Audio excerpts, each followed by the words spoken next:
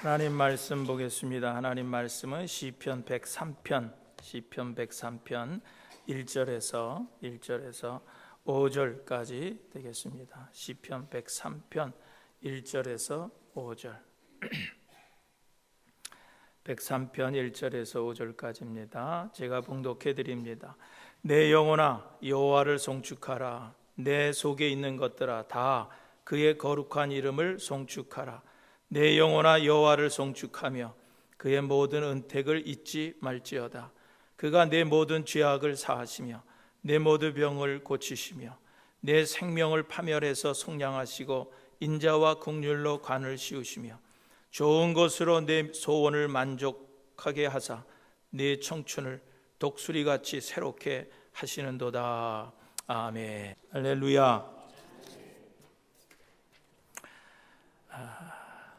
사람이 어떤 상황에 처해든지 감사한 그런 마음을 가질 수만 있다고 하면은 그 사람은 행복한 사람입니다. 어떤 상황 속에서도 참 고마운 마음, 그런 감사한 마음을 가지는 사람은 행복한 사람이에요. 그러나 언제나 불평하고 만족하지 못하는 사람은 불행한 사람입니다. 이 불행한 사람들은 주변 환경이 바뀌어도 역시 만족하지 못합니다. 또 불평을 합니다. 그래서 감사한 것이든지 이 불평하는 것이든지 이건 습관이에요.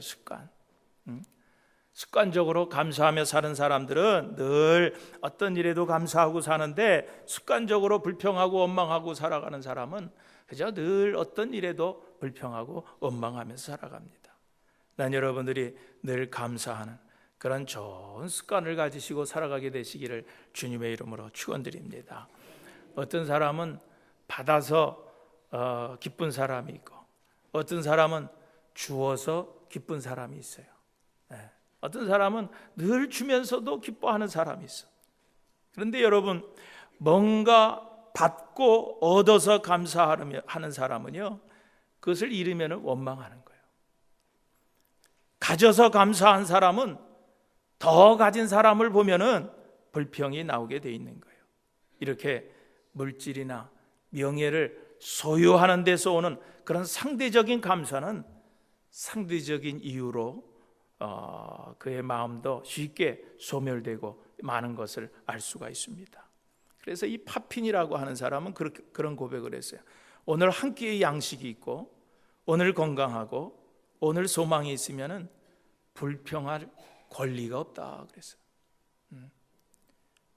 한 끼 양식이 있고 건강하고 오늘 우리가 소망이 있으면은 불평할 권리가 없다. 불평할 권리가 없다. 여러분, 오늘 이 사람의 말에 의하면은 오늘 우리는 정말 불평할 권리가 하나도 없습니다. 불평할 권리가 없는 사람들이. 그러므로 오늘 우리는 항상 범사에 감사할 수 있게 되기를 주님의 이름으로 축원드립니다. 오늘 본문도 보면은요, 다윗이 노년기에 자기가 살아온 인생을 회고하면서 지은 감사의 찬송시입니다. 그래서 1절에 보니까 내 영혼아 여호와를 송축하라. 뭐라 그랬어요? 그 다음에 내 속에 있는 것들아, 내 속에 있는 것들아 다 그의 이름을 송축하라. 내 속에 있는 모든 것들아, 그것이 지성이든 감성이든 의지든 내 안에 모든 것들아 하나님을 어떻게 하라 그랬어요? 찬송하라. 찬송하라. 또 오늘 본문 3절에 보니까 내 영혼아 여호와를 송축하며, 그 다음에 뭐라 그랬어요? 그의 모든 은택을 잊지 말지어다. 그의 모든 은택을 잊지 말지어다. 다른 그런 한글 번역들을 보니까 여기 은택을, 은덕을 잊지 말아라. 또 어떤 새 번역에서는 은혜를 잊지 말아라 그랬어요. 은혜를 잊지 말아라. 은택을 잊지 말아라. 하나님이 주신 모든 은택을 잊지 말지어다. 은덕을 잊지 말아라. 은혜를 잊지 말지어다. 찬양하고 있는 것을 볼 수가 있습니다. 그렇다고 하면 오늘 우리들이 하나님의 어떤 은혜를 기억하면서 감사해야 될까요? 오늘 본문에 보면은요, 세 가지 은혜를 기억하면서 감사하라 그랬어요. 그 첫째가 3절에 나와 있습니다. 내 모든 죄악을 사하시며, 내 모든 죄악을 사하시며. 무슨 말이에요? 즉 우리의 영혼을 죄악에서 구원해 주신 사제의 은혜를 감사하면서, 기억하면서 감사하라는 거예요. 무슨 은혜? 사제의 은혜. 사제의 은혜.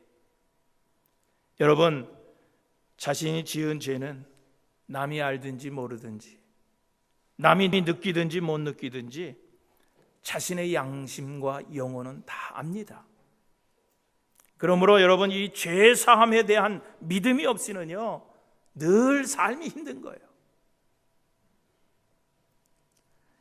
2차 세계대전 그 전범들을 재판하는 그런 일들이 있었습니다. 여기 뉴튼베르크에서 그 전범들을 재판하는데, 그 가운데 한 사람 알바르트 슈페르라고 하는 사람이 있었어요. 슈페르라고 하는 그런 전범이 같이 거기서 재판을 받는데, 다른 사람들은 다 나는 누가 시켜서 했다고, 나는 다 누가 시켜서 했다고 그랬는데, 이 슈페르라고 하는 사람은 자신의 죄를, 자신의 잘못을 인정하고 거기서 재판에서 20년 형을 받고서, 그래서 그 형무소에서 20년을 살았습니다. 그리고 자유의 몸이 돼서 나와서 저술 활동을 했어요. 책을 많이 썼습니다. 그 사람에게 한 기자가 가서 묻습니다. 내가 당신의 그 고백을 기억하고 있습니다. 당신은 절대로 나의 죄는 용서받을 수도 없고 또 용서받아도 안 된다고 그렇게 고백한 글을 읽어본 적이 있습니다. 지금도 그렇게 생각하십니까? 그랬을 때 이 슈페르라고 하는 이 사람은, 나는 내 죄를 다 인정하고 내가 20년 동안 감옥 생활을 했습니다. 나는 20년 동안 감옥 생활하면서 내가 지은 죄, 그것은 다 치렀다고 생각을 합니다. 그러므로 나는 이제는 자유인입니다. 자유입니다. 라고 그 기자에게 그렇게 고백을 한 거예요. 그런데 그 기자에게 고백하고 인터뷰한 며칠 후에 이 슈페르는 자살했어요. 괴로워서 자살해서 죽었습니다. 이유가 뭡니까? 오늘 이 자기가 고백한 것처럼 나는 내 죄를 인정하고 20년 동안 죄값을 다 치렀다는 거예요. 그러니까 나는 이제 자유인이다. 그렇게 자신만만했지만은 자신이 죽인 그 수많은 그 많은 사람들을 생각하면서 늘 괴로웠던 거예요. 자기 자신은 그 20년 동안 죄값을 치렀기 때문에 자유인일지 모르지만은 자기 마음속에 양심 가운데 있었던 죄값은요, 그를 자유할 수 없게 했다는 거예요. 자유할 수 없게 했다는 거예요. 여러분, 그렇습니다. 죄의 문제는 여러분 다른 사람하고 해결할 게 아니에요. 여러분, 죄의 문제는 하나님과 해결이 돼야 돼요. 하나님과 해결이, 그 죄의 문제가 하나님과 해결이 돼야 내가 정말 자유인이 되는 거예요. 그래서 어떤 글을 보니까 그런 글이 있어요. 제사함 받지 못한 자의 재물은 축복이 아니다. 제사함 받지 못한 자의 재물은 축복이 아니며 출세는 영광이 아니라 굴욕이고, 제사한지 못한 자의 주는 그런 칭찬은 칭찬이 아니라 오히려 욕이다라고 하는 그런 글을 본 적이 있습니다. 그러니까 여러분, 얼마나 죄 지은 것이 괴로운 거예요. 그러므로 이 죄의 문제를 해결함 받는 것보다 더 큰 기쁨은 없는 거예요.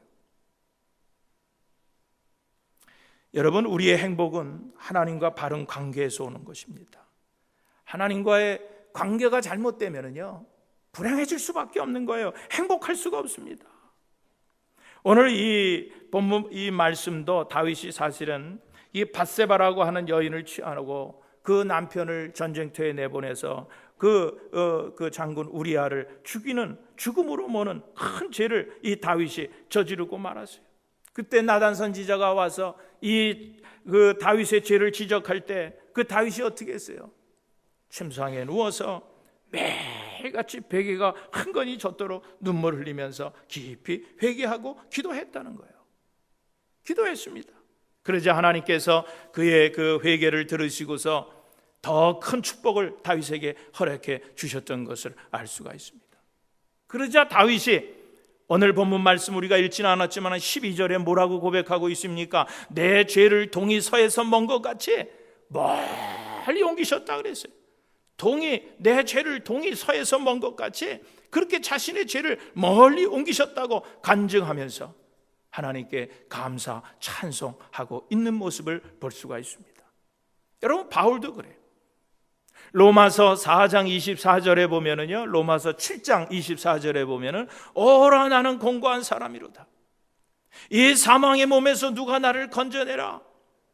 정말 이 바울도 자신의 그 죄 때문에 괴로워했던 그런 모습을 볼 수가 있습니다. 그런데 그것이 8장 1절에서 2절에 가보니까 뭐라고 바울이 고백합니까? 이제 그리스도 예수 안에 있는 자에게는 결코 정죄함이 없나니, 그리스도 예수 안에 있는 자에게는 결코 정죄함이 없나니, 이는 그리스도 예수 안에 있는 생명의 성령의 법이 죄와 사망의 법에서 너를 해방하였습니다. 너를 해방하였습니다. 오늘 이 다윗도 자신의 죄가 자유함을 얻고 죄사함 받은 것을 믿고 하나님께 감사하면서 찬양을 올리는 그런 모습을 볼 수가 있습니다. 여러분, 주님께서는 우리를 사망의 몸에서 건져주신 것을 믿으시기를 주님의 이름으로 축원드립니다. 그러므로 우리가 그리스도 안에 있는 한은 우리를 정죄할 사람이 없는 것을 믿으시기를 주님의 이름으로 축원드립니다. 주님은 우리의 죄를 용서하시되 기억도 하지 않으신다 그랬어요. 우리의 죄를 용서하시는데 아예 그 기억도 하지 아니하신다 그랬어요. 그런데 우리는 어떻게 합니까? 우리는 우리가 지은 죄를 날짜와 시간까지 기억하면서 계속 기도할 때마다 하나님 앞에 그 죄를 용서해 달라고 기도하고 있는 거예요. 주님 용서해 주세요. 기도할 때마다. 여러분, 우리가 분명히 알아야 될 것은요, 우리가 하나님 앞에 진정으로 회개한 것은 하나님께서 기억도 하지 아니하시고 오늘 이 다윗의 고백처럼 동이 서에서 먼 것 같이 그 죄를 멀리 옮겨 놓으셨어요. 멀리 옮겨 놓으신 거예요. 그런데도 우리는 기도할 때마다 주님 용서해 주세요, 용서해 주세요 기도하고 있다는 거예요. 마치 뭐와 같으냐고 하면 우리가 부모에게 실수를 해서 부모에게 잘못을 했습니다. 그래서 그 자녀가 그 잘못한 것을 깨닫고 부모 앞에 가서 아버님, 어머님, 내가 참 실수를 했습니다. 참 잘못했습니다. 그랬을 때 부모님이 그 진정으로 뉘우치고 깨닫는 그 자식의 그 고백을 듣고서 용서를 해줍니다. 그래, 내가 안다. 다 용서하마. 이제는 다시는 그런 실수를 하지 말아라. 그리고 용서하는 거예요. 그런데 그 자녀가 또 그 다음날 아침에 부모님을 보고서 또 무릎을 꿇고 기도합니다. 얘기합니다. 아버님, 어머님, 내가 잘못했어요. 내 잘못을 용서해 주세요. 그럼 부모님이, 야, 그래, 내가 알았다니까. 이젠 더 이상 나 그 죄에 대해서, 네 실수에 대해서 더 이상 말하지 마라. 내가 다 용서했다니까. 그런데 또 그 다음날 또 부모님 보고, 하여튼 보기만 하면 가서 쫓아가서 얘기하는 거예요. 용서해 주세요. 제가 잘못했어요. 제가 실수했어요. 그러면은 주님도 한계가 있는 거예요. 아마 화를 내실 거예요. 내가 용서했다니까. 너는 나를 왜 이렇게 계속 따라다니면서 내 용서했다는데도 용서해달라 그러냐고 아마 화를 내실 거예요. 여러분, 우리 기도의 모습이 바로 그런 거예요. 정말 진정으로 하나님 앞에 우리가 회개하고 정말 기도한 거, 그리고 그래서 하나님께서 우리의 죄를 용서해 줬다고 하는 그런 죄사함의 확신이 있으면은 그 다음에는요, 우리가 그만해야지. 그런데 우리는 그런 날짜와 연도, 날짜, 시간까지 기억하면서 계속 용서해 달라고 하는 거 어떻게 할 거예요? 어떻게 하시자는 거예요? 여러분, 왜 우리가 신앙생활하면서도 기쁨이 없습니까? 왜 우리가 찬송을 하면서도 기쁨이 없어요? 왜 기도를 하면서도 기쁨이 없어요? 신앙생활하면서 기쁨이 없는 것은 다른 것 아니에요. 죄의 문제 때문에 그런 거예요. 그러므로 사랑하는 교회 여러분, 회개하고 사죄의 은총을 받으시기를 주님의 이름으로 축원드립니다. 죄 사함에 대한 확신이 있을 때 오늘 우리는요, 감사할 수 있고 기뻐할 수 있는 거예요. 여러분, 주님께서 이미 우리의 죄를 십자가 보혈의 피로 용서해 주셨음을 믿고 신앙생활 하시기를 주님의 이름으로 축원드립니다. 너의 죄 사하여 주사 기억 아니하시네. 너의 죄 사해 주사 기억 아니하시네. 믿습니까? 에? 기억도 하지 힘도 보다 깨끗게 기억도 하지 아니하시고 우리의 죄를 용서하신 것을 믿으시고 이제는 그 죄사함 때문에 예배하시고 죄사함 때문에 찬송하시고 죄사함 때문에 감사하시는 여러분들 되시기를 주님의 이름으로 축원드립니다. 두 번째 3절 뒤에 보니까 내 모든 병을 고치시며 그랬어요. 내 모든 병을 고치시며, 즉 우리의 육체를 질병으로부터 자유케 해주신 그 은혜를 잊지 말고 감사하며 살아내는 거예요. 오늘 우리들 가운데 크고 작은 병 하나라도 안 가지고 있는 사람 없어요. 다 어떤 사람은 참 큰 병으로 고통을 받는 사람이 있어요. 한 번쯤은 또 우리가 고침을 받았지만 그런 큰 육신의 질병으로 고통받은 그런 경험들이 있을 것입니다. 그런데 우리가 다 지나놓고 보면은 그때마다 하나님은 우리들의 그런 온갖 그런 질병들을 다 고쳐주셨던 것을 깨닫게 됩니다.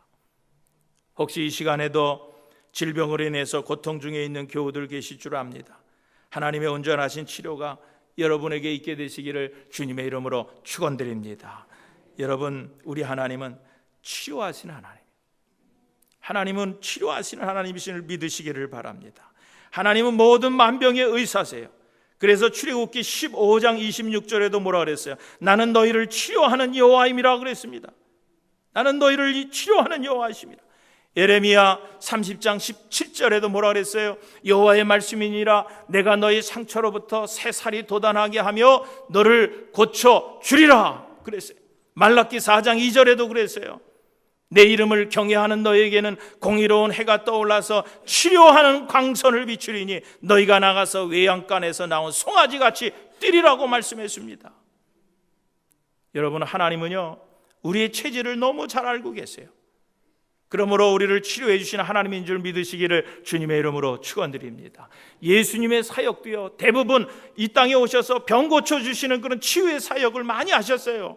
각종 질병들을 고쳐주셨습니다. 베드로도 그랬고 사도 바울도 그랬어요. 치유 사역을 많이 했습니다. 그러므로 오늘 우리 교회가 또 해야 될 일이 뭐냐고 하면은 이런 병든 자들을 위해서 치유의 기도를 많이 해야 될 줄로 믿습니다. 여러분, 교회도 그런 어려운 자들, 이런 아픈 환자들을 위해서 기도 많이 해야 돼요. 그런 사명이 우리에게 있는 거예요. 또 건강하신 분들은요 자신들이 무슨 좋은 음식을 먹고 음식을 먹는데 신경 써서 먹기 때문에 병에 걸리지 않고 지금 이 시간에 예배드리고 있다고 생각하지 마세요. 여러분, 그런 생각들이 얼마나 교만한 생각인지 모릅니다. 요즘 음식에도요 얼마나 우리가 알 수 없는 균들이 많이 들어있는지 몰라요. 그래서 음식 하나도 잘못 먹으면은요 치명적이거나 죽기까지 합니다. 여러분, 얼마 전에도 그런 뉴스가 나왔지만은요 그런 장 검사를 하는 그 내시경 그 안에 슈퍼백테리아가 있어가지고요 그저 내시경 받다가 그 슈퍼백테리아에 감염이 돼서 죽어간 사람들이 또 있다고 하는 거예요. 여러분, 참 믿을 수 있는 곳이 없어요. 여러분, 교통사고도 그렇습니다. 어저께도 어떤 결혼식을 마치고서 저녁 늦게 가는데 길이 막혔어요. 여기서 보니까 막 앞에 사고가 났어. 막 한 4대가 막 뒤엉켜서 사고가 났어. 아마 사고가 방금 난 것 같아요. 그래서 제가 오면서 우리 집사람하고 그랬습니다. 내가 지금 급해서 지금 집으로 너무 늦어서 지금 가고 있는데 아마 저런 사고가 바로 우리 앞에서 난 건데 조금만 우리가 더 일찍 왔으면 저 사고 속에 우리도 엉켜버릴 수 있었지 않겠느냐. 참 하나님 감사하다. 그러고 지나갔어요. 그래서 어저께 저녁 식사가 얼마나 늦게 나오는지, 너무 늦게 나와서 참 빨리 가야 되고 또 설교 준비도 해야 되고 그러는데 너무 늦게 나와서 그랬어요. 그런데 오면서 생각했어요. 저녁 늦게 나온 것도 참 감사하다. 늦게 나와서 이런 사고 현장을 그래도 이렇게 피해갈 수 있으니. 여러분, 교통사고도 보면은요 그게 뭐 나에게 안 일어난다고 하는 보장이 어디 있습니까? 알 수 없는 거예요. 그 먼 거리를 우리가 운전하고 다니면서도 이런 교통사고 하나 없이 이렇게 지켜주시고 보호해 주시는 거, 여러분 이런 것들이 다 뭡니까? 무슨 내가 음식을 잘 먹어서, 내가 음식을 신경 쓰고 조심해서 먹어서 내가 건강하고 그래서 오늘 이 자리에 나와서 하나님 앞에 예배드리는 것이 아니에요. 하나님께서 지켜주시고 하나님께서 오늘 여러분들을 보호해 주셨기 때문에 우리가 건강한 거지, 우리가 뭘 잘 먹어서 신경 쓰고 조심해서 우리가 건강한 것이 아니라고 하는 거예요. 여러분, 우리 주위에 보면은요, 질병으로 고통당하는 사람들이 얼마나 많이 있는지 몰라요. 병원에 가보면은요, 그것을 더 많이 느낍니다. 얼마 전에 TV를 보는데 무슨 다큐멘터리로 뭐를 소개하는데, 어린아이 7살 나는 어린아이가 교통사고로 2다리를 잃고 그 의족을 끼고서 걷는 연습을 하는 것을 보여주더라고요.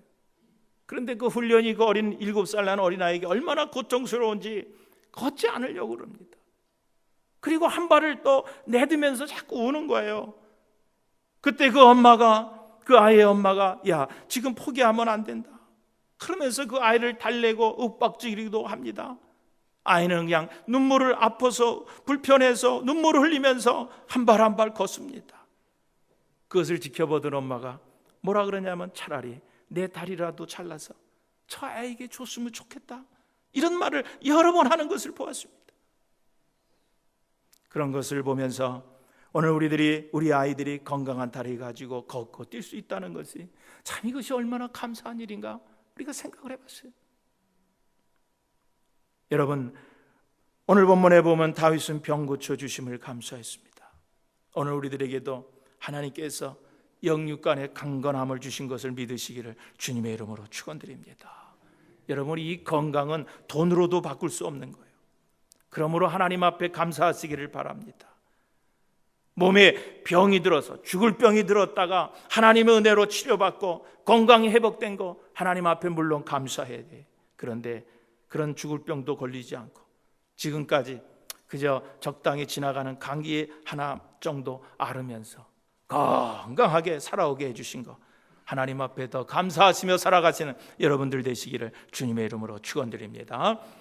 그리고 세 번째, 오늘 5절에 보니까 뭐라 그러셨어요? 좋은 것으로 내 소원을 만족하게 하사 그랬어요. 좋은 것으로 내 소원을 만족하게 하사. 이 말씀은 우리의 소원을 이루어 주시고 마음의 평화를 주신 하나님의 은혜를 기억하면서 감사하면서 살아내는 거예요.